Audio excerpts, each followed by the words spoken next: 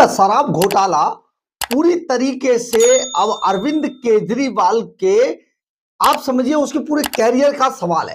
और अरविंद केजरीवाल के नहीं, पूरी आम आदमी पार्टी पर एक ऐसा कलंक है जिससे छुटाने के लिए, मिटाने के लिए, हटाने के लिए अरविंद केजरीवाल एंड कंपनी पूरी तरीके से जोर लगा रही है। वो आपने पंजाब में सुना था ना, साम दाम दंड भेद, सच झूठ लड़ाई झगड़ा, जो करना करेंगे। लेकिन अब ये दिल्ली में भी लागू है। यानी कि आम आदमी पार्टी को यह पूरा पता है, बहुत अच्छे से पता है कि वो अब फंसने वाले हैं। और जब भी कभी केजरीवाल को ऐसा लगता है कि वो फंस जाएंगे, तो वो कहीं ना कहीं किसी ना किसी तरीके की चीजें ऐसी नौटंकी करना शुरू कर देते हैं कि उनका, लोगों का ध्यान उनसे हटा सके। केजरीवाल के साथ ऐसा ही कुछ होने जा रहा है।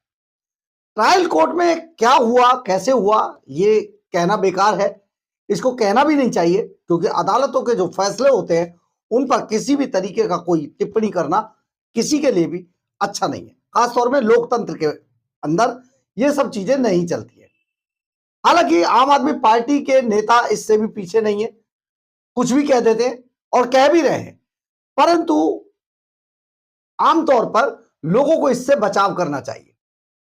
पर आप जरा समझिए कि आम आदमी पार्टी का जो ट्रायल कोर्ट का फैसला था शराब घोटाले का, जिसमें अरविंद केजरीवाल, मनीष सिसोदिया समेत 23 लोग फंसे हुए थे, उन सभी का 21 लोग, तो उन सभी के पूरा का पूरा, आप समझिए आम आदमी पार्टी खत्म होने के कगार पर है। पूरा कैरियर दांव पर लगा हुआ है। ऐसे में यह पूरा मामला जब हाई कोर्ट के अंदर पहुंचा तो वहां पर भी बवाल खड़ा हो गया। और बवाल जानते किसने खड़ा किया? आम आदमी पार्टी के लोगों ने। हार कर जज को बड़ी गंभीर टिप्पणी आम आदमी पार्टी के वकीलों के खिलाफ करनी पड़ गई। पूरा मामला क्या है, अदालत में क्या हुआ, यह सारी कहानी आपको सुनाते हैं, आप जानकर हैरान रह जाएंगे। नमस्कार, मैं हूं कुमार गजेंद्र। जनपद ऑन द स्पॉट में आपका स्वागत है। हमारे एक दूसरे social media platform podcast with Kumar Gajendra में भी आपका स्वागत है, जहां आप हमें सुन सकते हैं। आप जरा सोचिए, ट्रायल कोर्ट ने 27 फरवरी को एक फैसला दिया शराब घोटाले में। अब तक का सबसे बड़ा घोटाला, अरविंद केजरीवाल एंड कंपनी की बड़ी लूट शराब घोटाले के मामले में 2000 करोड़ रुपए का, जो आप सोचिए ऑडिटर जनरल है सीएजी, उसने टिप्पणी की कि 2000 करोड़ रुपए की चपत लगा दी आम आदमी पार्टी ने शराब घोटाला करके। यह पूरा मामला जब अदालत में पहुंचा तो अचानक ट्रायल कोर्ट को क्या हुआ, क्या उन्होंने ऐसा देखा केस के अंदर, ये तो ट्रायल कोर्ट ही जानता है, जज साहब ही जानते हैं। लेकिन इन सबको डिस्चार्ज कर दिया। अब ईडी और सीबीआई अपनी साख बचाने के लिए, अपने इन्वेस्टिगेशन, क्योंकि उनके जो जांच अधिकारी थे उन पर भी टिप्पणी की गई थी, इस बात के लिए हाई कोर्ट में पहुंच गए। आज हाई कोर्ट के अंदर इस पूरे मामले की सुनवाई थी और हाई कोर्ट में जस्टिस स्वर्णकांता शर्मा इसकी सुनवाई कर रही थी। इस पूरे मामले की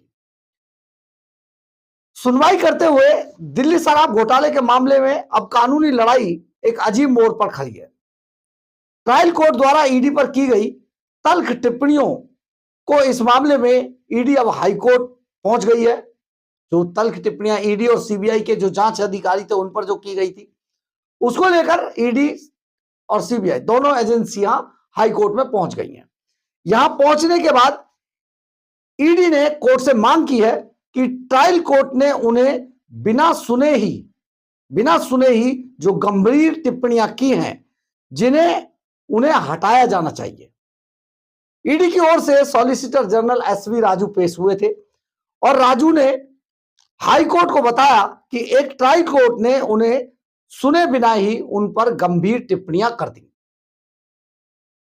ईडी को बिना सुनवाई किए ही दोषी ठहराया जा रहा है। सुनवाई के दौरान एक मौका ऐसा भी आया जब कोर्ट के अंदर बड़ा ही गंभीर माहौल हो गया, यानी कि हो हल्ला मचने लगा। इस पर क्योंकि अरविंद केजरीवाल के जो वकील थे वो हर हाल में अपने आप को सही साबित करने की जुगत लगा रहे थे और उन्होंने ऐसी चीजें करनी शुरू कर दी, ऐसी नौटंकी शुरू कर दी, जिस वजह से जो जस्टिस है स्वर्णकांता शर्मा वो नाराज हो गए। और उन्हें ऐसे में जब उन्हें लगा कि मामला बड़ा गंभीर है तो उन्होंने साफ तौर पर कहा कि मुझे जो है आदेश पारित करने से कोई नहीं रोक सकता। मतलब वो जो आदेश वो जो देख रही हैं उस हिसाब से उन्होंने आगे कहा कि मुझे आदेश पारित करने से कोई नहीं रोक सकता, मैं वही करूंगी जो मुझे सही लगता है। यानी कि कहीं ना कहीं आम आदमी पार्टी के जो वकील थे वो जज पर, अदालत पर वहां भी दबाव बनाने की कोशिश कर रहे थे। और ये जो दबाव बनाने की कोशिश की जा रही थी, ये कहीं ना कहीं इतना गंभीर मामला था। जब जज साहिबा को यह समझ आया कि ये लोग किसी भी तरीके से अदालत पर दबाव बना रहे हैं, तो उन्होंने नाराज होकर ये टिप्पणी की उनसे। उन्होंने साफ तौर पर कहा मुझे कोई भी ये नहीं बता सकता कि मुझे क्या करना है। जज तो जज है, वो जो फाइल बोलेगी उसके हिसाब से अपना डिसीजन देंगे। मुझे क्या आदेश पारित करना है ये भी कोई नहीं बता सकता, मैं वही करूंगी जो मुझे सही लगता है। ये स्वर्ण कांता शर्मा जो जस्टिस हैं उन्होंने ये टिप्पणी की है। आम आदमी पार्टी पूरी तरीके से बौखलाई हुई है। आम आदमी पार्टी को ये समझ में नहीं आ रहा है कि अब वो करे तो करे क्या, क्योंकि उन्हें भी पता है ट्रायल कोर्ट के अंदर क्या हुआ और इसकी ऊपरी अदालत में क्या होने वाला है, ये आम आदमी पार्टी बहुत अच्छे से जानती है। इसीलिए आम आदमी पार्टी की तरफ से बहुत सारे वकील खड़े किए गए और उन वकीलों ने अदालत में हंगामा शुरू कर दिया। यानी कि किसी भी तरीके से जब ऐसा नजर आए कि अदालत उनके खिलाफ जा रही है तो इतना हंगामा मचा दो कि अदालत को वो केस छोड़ना पड़ जाए। आज वही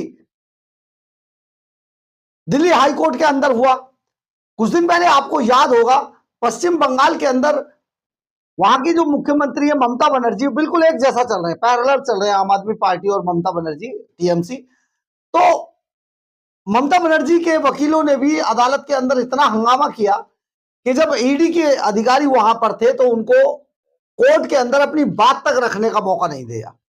यही हाल अब दिल्ली के अंदर हो गया है। यानी कि किसी भी अदालत के अंदर हंगामा करो और जज को यह दिखा दो कि वो कितने ताकतवर हैं और न्याय को कैसे भटका सकते हैं। लेकिन हर जगह ये ट्रिक नहीं चलती है। अरविंद केजरीवाल एंड कंपनी बुरी तरीके से इसमें फंस चुकी है। हमने कल भी आपको बहुत सारे कई तथ्य इस मामले में बताए थे, जिनको किसी भी तरीके से जो ट्रायल कोर्ट थी उसने सुना नहीं, देखा नहीं, बस अपनी बात जो बोल ली थी यानी कि जो वो दिमाग में रखकर आए थे वही सब चीजें कर दी और ट्रायल कोर्ट का फैसला हो गया। ये बेहद गंभीर मामला है। आज ईडी भी यही कह रही है कि बहुत ही गंभीर मामला है, हमको सुना ही नहीं गया, किसी भी तरीके से सुना नहीं गया और ईडी के जो जांच अधिकारी थे उनको कटघरे में खड़ा कर दिया। अदालत के सामने ये सब चीजें करना, जहां पर लोग न्याय की आस में आते हैं, उन जगहों पर अगर इस तरीके की चीजें होंगी तो कैसा चलेगा। दुनिया जानती है, कौन नहीं जानता कि अरविंद केजरीवाल एंड कंपनी कितनी बड़ी चोर है, दिल्ली के खजाने के लुटेरे हैं। शराब घोटाले में बहुत सारे पॉइंट्स ऐसे हैं जिनका जवाब आम आदमी पार्टी के पास आज है नहीं। सवाल पूछने की कुवत रखते हैं लेकिन बताना नहीं चाहते। किसी भी मामले पे अरविंद केजरीवाल एंड कंपनी के लोग कुछ नहीं बोलते हैं और केवल अपनी बातों को आगे करते हैं। कल तो हद ही हो गई थी जब अरविंद केजरीवाल के एक और बड़े सिपहसालार जो दिल्ली के अंदर हैं और जो अपना विधानसभा का चुनाव भी हार गए, ग्रेटर कैलाश से बेरोजगार एमएलए हैं, ये बेरोजगार नेताजी हैं ये, और इनका नाम है सौरभ भारद्वाज। सौरभ भारद्वाज दिल्ली यूनिट का कार्यभार संभाले हुए, ना जाने कैसे संभाले हुए। अस्पतालों का तो बर्बादी इन्होंने ही की थी, सिर्फ वीडियो बना के डालना जानते हैं, हाथ मलना जानते हैं। वही सौरभ भारद्वाज अब तरह तरह की टिप्पणी करने के लिए जाने जाते हैं। कल इन्होंने, सौरभ भारद्वाज ने अदालत के ऊपर टिप्पणी कर दी और उन्होंने पूरी तरीके से पूछ लिया कि यह रिश्ता क्या कहलाता है। यानी कि भाजपा और हाई कोर्ट के जो जस्टिस थी उनके बारे में जो टिप्पणी की बेहद शर्मनाक थी और उन्होंने साफ तौर पर कहा यह रिश्ता क्या कहलाता है। यह बहुत ही गंभीर मामला था। आज इन्हीं सब चीजों को देखते हुए जो सुप्रीम कोर्ट के चीफ जस्टिस हैं सीजेआई सूर्यकांत, उन्होंने एक बड़ी टिप्पणी की है, बड़ी गंभीर टिप्पणी की है। उन्होंने साफ तौर पर कहा है कि जुडिशरी पर सवाल उठाने वालों को बख्शा नहीं जाएगा। यानी कि शायद अब उन्हें भी यह लगने लगा है कि अब जो राजनीति है वो इतनी निरंकुश होती जा रही है कि वो कहीं ना कहीं जुडिशरी पर भी सवाल उठाने लगी है। राजनीति में देखिए, जो 4 स्तंभ बताए गए लोकतंत्र के, उनमें अब सबसे जो मजबूत दिखाई दे रही है वो अब राजनीति दिखाई दे रही है। राजनीति इसलिए दिखाई दे रही है क्योंकि आज राजनीति की स्थिति यह हो गई है कि वो किसी पर भी कोई भी टिप्पणी कर देते हैं और साफ तौर पर बच जाते हैं। और जिन अदालतों पर वो जिस जिस जुडिशरी पर वो टिप्पणी कर रहे हैं, उन्हीं से वो न्याय की मांग करते हैं। ये एक बड़ा गंभीर मामला है। आज जस्टिस सूर्यकांत ने इस बारे में बड़ी गंभीर टिप्पणी की है और शायद वो इसी बात पर की है क्योंकि कल सौरभ भारद्वाज की जो प्रेस कॉन्फ्रेंस थी, जिसमें एक हाईकोर्ट की जस्टिस पर सवाल उठाए जा रहे थे, ये बहुत ही गंभीर मामला था।